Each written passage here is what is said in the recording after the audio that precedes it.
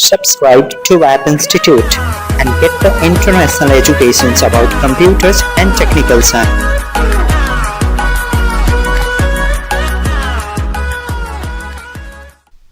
This is the part 4 of HTML web layout, so must watch the previous part of this video, then read it.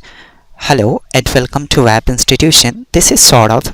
In this whole video we are going to achieve that how to make a complete structure by using HTML and CSS inline style sheets. So let's achieve in Hindi language.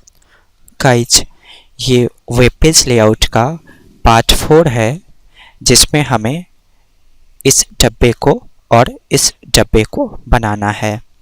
इस डब्बे को मैं HTML के semantic element के शब्दों में section कहूँगा और इस डब्बे को मैं HTML के सेमेंटिक एलिमेंट के शब्दों में फुटर कहूँगा। क्लियर? ये सेमेंटिक एलिमेंट्स क्या होते हैं ये आपको प्रीवियस वीडियो देख के ही पता चलेगा। सो इस वीडियो को देखने से पहले आप इसके प्रीवियस पार्ट को देख लें। ओके, तो प्रैक्टिकल सेशन अचीव करते हैं। हमने जो प्रीवियस वीडियोस में डॉक्यूमेंटेशंस किया था उसी डॉक्यूमेंट को मैं एडिट कर लेता हूँ। पहले मैं इसको रन करके दिखा देता हूँ कि हमने किस तरह का लेआउट बनाया था।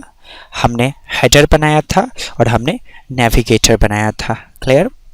हेडर उसको कहा जाता है जिस डब्बे के अंदर हमने वेबसाइट के हेडिंग्स को डिफाइन किया है। ओके, नेविगेटर उसको कहा जाता है जिस डब्बे के अंदर हमने वेबसाइट के मेन्यूज को डिफाइन किया है। ओके, सो गाइस, आप नेविगेटर्स भी बोल सकते हो या नेव भी बोल सकते हो। क्लियर?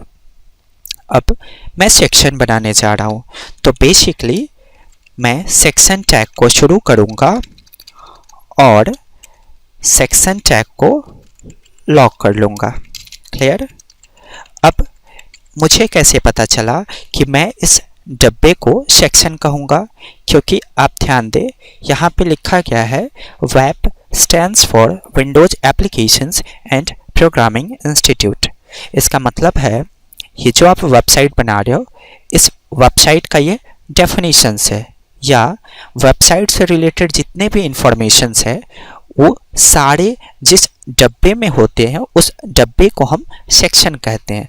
तो आप ऐसा ध्यान रखेंगे जिसमें आपके वेबसाइट से रिलेटेड सारा इंफॉर्मेशंस होगा उसको आप सेक्शन से बनाओगे। क्लियर? अब मैं यहाँ पे अपने वेबसाइट का कुछ इंफॉर्मेशंस देता हूँ। जैसे मैंने लिखा web stands for Windows applications and programming institute. Clear? Okay, अब सिंपली मैं इसको सेव कर देता हूँ और रन करके चेक करता हूँ। यस, क्या अचीव किया आपने? आपका टेक्स्ट आ गया पर आपका सेक्शन आपको नज़र नहीं आया। ध्यान रखिए गाइस, ये जो सेक्शन टैग है ये एक सेमेंटिक एलिमेंट है और कोई भी सेमेंटिक एलिमेंट CSS के बिना अधूरा है। यानी कि जब तक आप सेमेंटिक एलिमेंट में CSS का कोडिंग नहीं करोगे वो सेमेंटिक एलिमेंट नज़र नहीं आएगा, वो छिपा हुआ नज़र आता है। समझे? तो मुझे इस सेक्शन को कैसा दिखाना है? आप ध्यान दें, लेआउट के अनुसार मुझे इस सेक्शन को इस डब्बे के रूप में दिखाना है। तो मैं क्या करूँगा, विड्थ, हाइट और बॉर्डर प्रॉपर्टी पास करूँगा। क्लियर? सिंपली एक डब्बे के लिए इतना चीज़ काफ़ी है। तो मैं लगाऊंगा स्टाइल एट्रीब्यूट और इसके वैल्यू के रूप में मैं डिफाइन करूंगा CSS का प्रॉपर्टी और वैल्यू। क्लियर? ये जो मेथड है इसे हम इनलाइन स्टाइल शीट के नाम से जानते हैं। इनलाइन स्टाइल शीट का मतलब है CSS का प्रॉपर्टी और वैल्यू उसी लाइन में जिस एलिमेंट में हमें कोडिंग करना है। क्लियर? मैं सेक्शन को डब्बे की तरह दिखाना चाहता हूँ और सेक्शन के लाइन में ही अगर मैंने CSS का प्रॉपर्टी और वैल्यू स्टाइल एट्रीब्यूट की मदद से लिख दिया तो इसको हम कहेंगे इनलाइन स्टाइल शीट। क्लियर? इस चीज़ को आप अगर प्रैक्टिकली डिफाइंड रूप में समझना चाहते हैं तो स्टाइल शीट के वीडियोस देखिए, आपको समझ में आ जाएगा। क्लियर? तो मैं पहला प्रॉपर्टी पास करने जा रहा हूँ विड्थ। मैं विड्थ डिफाइन कर देता हूँ 100%। इसका मतलब जिस डिस्प्ले साइज पे ये सेक्शन ओपन होगा उस डिस्प्ले साइज के फुल स्क्रीन में ये नजर आएगा। क्लियर। अब मैं इसमें हाइट डिफाइन कर देता हूँ। जैसे मैंने हाइट डिफाइन किया 500 पिक्सल्स। ओके।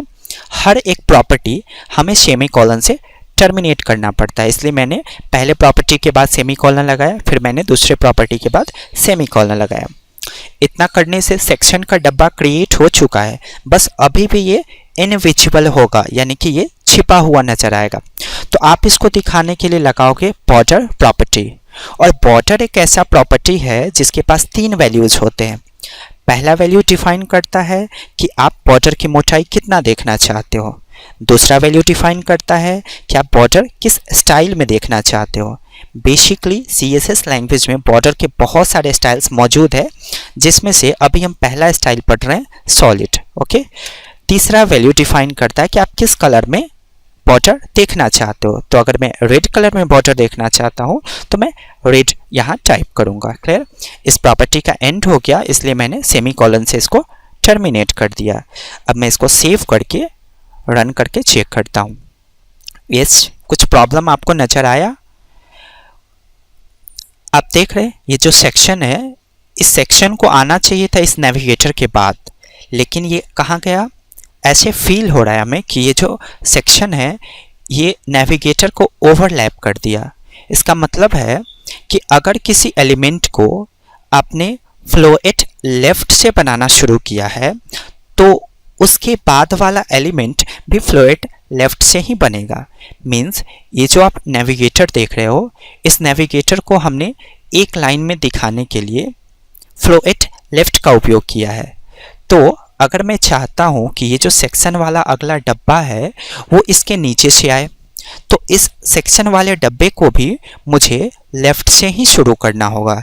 इसलिए मैं डिफाइन कर रहा हूँ फ्लोएट प्रॉपर्टी और इसमें वैल्यू पास कर रहा हूँ लेफ्ट। इसका मतलब है ये जो सेक्शन वाला डब्बा है ये लेफ्ट से शुरू होगा। यस, आपने देखा, लेकिन कुछ प्रॉब्लम्स आ गया। ये जो नेविगेटर है वो नीचे ओवरलैप हो गया। इसका मतलब नेविगेटर्स का जो मैंने साइज डिफाइन किया है वो शायद थोड़ा बड़ा हो गया होगा। तो मैं इसके साइज में थोड़ा डिक्रीमेंट कर देता हूँ। जैसे मैंने यहाँ पे राइट किया 290। Okay, 290 yes 290। मुझे चारों डब्बे का साइज थोड़ा कम करना है, इसलिए मैंने चारों डब्बे में 290 कर दिया। ओके, अरेंज हो गया। गाइस, आप अपने मन से इसको परफेक्टली अरेंज करोगे। जैसे मैंने 290 किया है ना, आप 295 करके चेक करोगे या 296 करके चेक करोगे, ऑटोमेटिक ये यहाँ तक अरेंज हो जाएगा। ओके।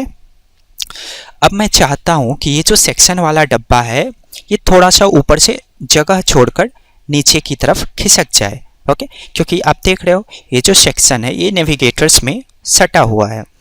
तो किसी भी डब्बे को अगर आप मूव करना चाहते हो, एक जगह से दूसरे जगह ले जाना चाहते हो, तो आप लगाते हो मार्जिन प्रॉपर्टी। अगर आपने मार्जिन प्रॉपर्टी में कोई वैल्यू पास किया, जैसे आपने पास किया 10 पिक्सल्स, तो आपने क्या लिखा है? Margin 10 pixels. तो ये जो डब्बा जिसमें आपने मार्जिन 10 पिक्सल्स पास किया है, ये डब्बा चारों दिशा से 10 पिक्सल्स खिसक जाएगा, यानी कि ऊपर से, बाएं से, दाएं से और नीचे से। लेकिन मैं चाहता हूं कि ये डब्बा सिर्फ ऊपर से खिसके, तो ये जो मार्जिन है इसके पास एक और प्रॉपर्टी है, मार्जिन टॉप। बेसिकली अगर आप लगाओगे मार्जिन प्रॉपर्टी तो ये चारों दिशा से खिसकेगा, लेकिन अगर आपने लगाया मार्जिन टॉप तो सिर्फ ऊपर से, मार्जिन लेफ्ट तो सिर्फ लेफ्ट से, मार्जिन राइट तो सिर्फ राइट से, मार्जिन बॉटम तो सिर्फ नीचे से। समझ में आया? सो सिंपली आप इसको सेव करके रन करें। यस, हमने मार्जिन टॉप प्रॉपर्टी इस डब्बा में लगाया है। इसका मतलब ये डब्बा ऊपर से 10 पिक्सल्स खिसक जाएगा नीचे की तरफ। क्लियर? उसी तरह से अब हमें बनाना है फुटर। तो आप देखिए जरा ध्यान से, ये जो सेक्शन है इसका प्रोग्राम यहाँ एंड हो रहा है। तो अब मैं बनाऊंगा फुटर और लॉक करूंगा फुटर को, और इसमें डिफाइन करूंगा developed by ER Saurabh. Clear? Simply अब मैं इसको सेव करके रन करता हूँ। यस आ रहा है, डेवलप्ड बाय ईयर सौरभ। लेकिन मुझे क्या करना है, मुझे इस शेप में इसको बनाना है। तो मैं क्या करूँगा, स्टाइल एट्रीब्यूट की मदद से प्रॉपर्टी पास करूँगा विड्थ, और इसमें वैल्यू डिफाइन करूँगा 100%। मैं हाइट डिफाइन करने चाह रहा हूँ 50 पिक्सल्स। क्लियर। विजुअल करने के लिए मैं लगाऊंगा border property 1 pixels solid red. Okay, save करें और रन करके चेक करें। यस, आपने देखा क्या प्रॉब्लम्स हुआ, फिर वही प्रॉब्लम्स हुआ जो सेक्शन में हमारे साथ हुआ था। सेक्शन ने क्या किया था, नैव को ओवरलैप कर दिया था। यहाँ भी वही हुआ, फुटर ने नैव को फिर से ओवरलैप किया। क्यों? अच्छा, आप ऐसा ध्यान दे रहे हो कि ये दोनों एलिमेंट नैव को ही ओवरलैप क्यों कर रहा है, यानी कि ये बार बार नैव के पास क्यों जा रहा है? क्योंकि फ्लो एट लेफ्ट का जो कॉन्सेप्ट है, यानी कि फ्लो एट लेफ्ट वाला जो प्रॉपर्टी है हमने नैव से शुरू किया है। इसका मतलब नैव के बाद जितने भी डब्बे हम क्रिएट करेंगे उन सारे डब्बों में हमें फ्लो एट लेफ्ट पास करना होगा, तभी ये सीक्वेंस ऑर्डर में उसके नीचे फिर उसके नीचे फिर उसके नीचे आएंगे। तो मैं लगाऊंगा फ्लो एट प्रॉपर्टी और वैल्यू पास करूंगा लेफ्ट। तो इसका मतलब है ये डब्बा भी सीक्वेंस ऑर्डर के अनुसार बाएं से शुरू होगा। क्लियर। अब इस डब्बे को भी अगर मैं खिसकाना चाहता हूं ऊपर से, तो मैं लगाऊंगा मार्जिन टॉप 10 पिक्सल्स। लेकिन मैंने क्या लिखा, मार्जिन 10 पिक्सल्स। तो इसका मतलब क्या होगा, ये डब्बा चारों दिशा से खिसकेगा, ऊपर नीचे दाएं बाएं हर जगह से। लेकिन मैं चाहता हूं सिर्फ ऊपर से खिसकाना, तो मैं मार्जिन टॉप प्रॉपर्टी लगाऊंगा और वैल्यू डिफाइन कर दूंगा। क्लियर। सिंपली आप इसको सेव करें और रन करके चेक करें। Yes, okay. सो गाइज, अगर ये वीडियो आप पहली बार देख रहे हैं तो काइंडली इसके प्रीवियस वीडियोज़ को देखें। आपको ऐसा फील हो रहा होगा कि मैंने इस वीडियोज़ को थोड़ा फास्ट पढ़ाया है, क्योंकि मैंने प्रीवियस टॉपिक्स में सब कुछ को एक्सप्लेन कर दिया है, इसलिए मैं इस वीडियोज़ में थोड़ा फास्टली इस वीडियो को पढ़ाया हूँ। ओके, सो मैं एक और चीज़ क्लियर कर देता हूँ। CSS एक एडवांस लैंग्वेज है, यानी कि CSS में जो भी प्रॉपर्टीज़ और वैल्यूज इस्तेमाल होते हैं उन्हें हमें HTML5 के साथ इंटीग्रेट करना चाहिए।